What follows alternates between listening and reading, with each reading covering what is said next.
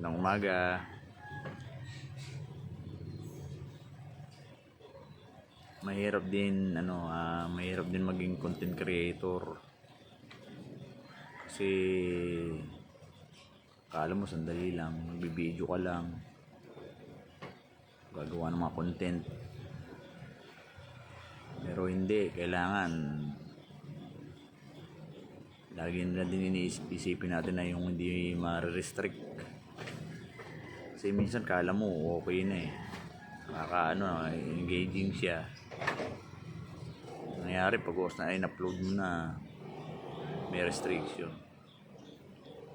Kaya kailangan kada gagawin natin content informative, maganda, may natutunan, ganon. Tapos marami ring nagtatanong, hindi tawag nga sa engaging niya, para maging viral siya. At higit sa lahat, maganda talaga yung content. Tapos medyo kuwela talaga. At halos lahat manonood, pambata, pangmatanda. Relate na relate tayo sa mga napapaloob doon sa content natin. Kaya nga ako, nag-iisip pa ako ng mga ibang content na dapat gano'n na kasi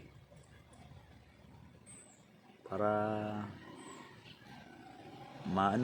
lumawak kung siya, mag-spread. Kaya nga papaisip ako minsan,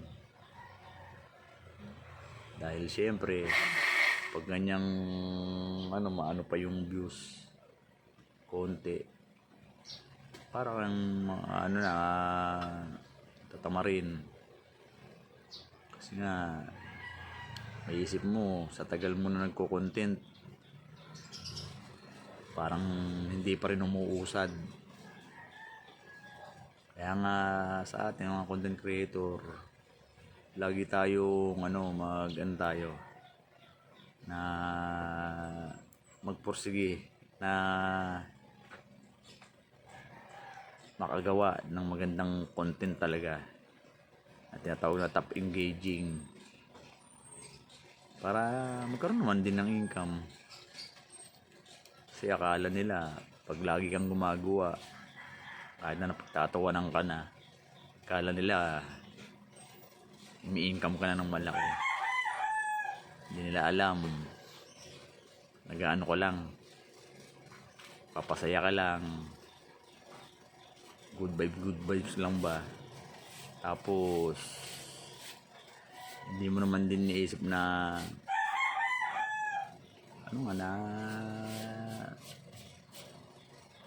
may magandang mangyayari doon sa content mo. Kaya minsan napapaisip ka nga na ano ba to, tigilan ko na ba to o ano. Kasi mahirap po gumawa ng content, lalo wala kang yung mga tinatawag na views mo medyo maliit pa rin, hindi pa na-spread. Kaya nga kailangan lagi tayong nasa na makakaalpas tayo dito sa ng content creator. Kaya nga lagi lang tayong good vibes. Kung natin isipin yung kita, isipin natin mag-upload lang tayo, makagawa tayo ng magandang content. At yun lang po. At maging biyaya pa rin tayo sa iba. Salamat po at sa mga impormasyon na yan. Salamat po.